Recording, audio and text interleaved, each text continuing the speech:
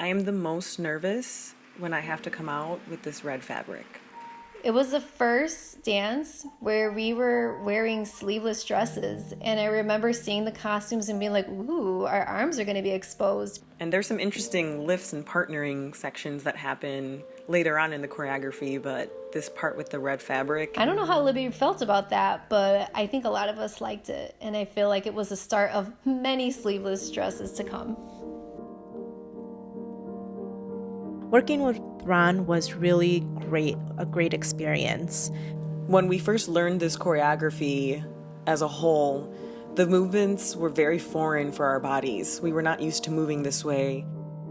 This was the first time that we had worked with a contemporary choreographer. Ron was a dancer with Ensemble Español early on in his career. He was very much influenced by Libby and dance, and that kind of set him on his way in the dance world.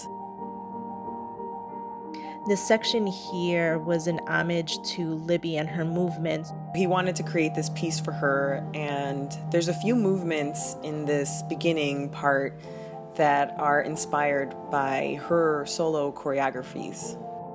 I remember Ron coming into the studio and asking us what are movements that really embody Libby. And I really love that there's a back bend in this section, because when I think of Libby and the dances that I've seen her perform, the image of her doing a back bend is so strongly imprinted in my mind. One of the ones that really stands out is this fluttering of the hands. And so while we're moving up and down stage, we are fluttering our hands, and that was really representative of Libby's castanets and the sound of the castanets. She really emphasized long limbs and breathing with every single movement, and I tried to keep that in mind throughout the entire dance.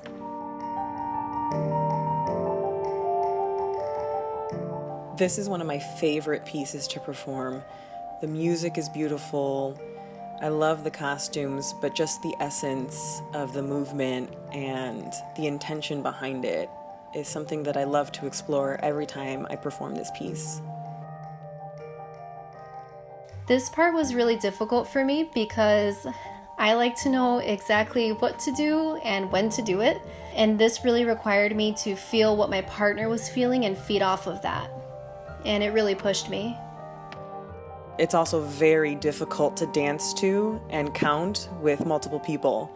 I swear we were counting here, but something happened and we left Julia behind. I'm really sorry, Julia. The timings of the music changed from phrase to phrase, and so one of the first things we had to do was just sit and listen to the music, count it by phrase, and then piece it all together, memorizing which phrase had how many counts. It's not as obvious as some other music.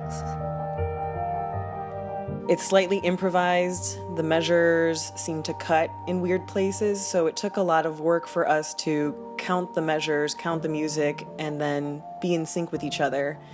And there's some scary moments in the choreography where you're not sure if you're on the same beat.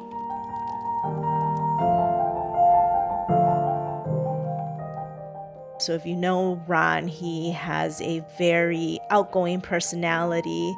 I feel very lucky that I can remember Ron's words and have that experience with him. And he can really paint a picture for you. And I think that was really helpful for us in trying to really find these characters and really bring them to life on stage. So I had the opportunity to watch this piece be created. This was the first time I was cast to do the Red Doves, and I felt extremely honored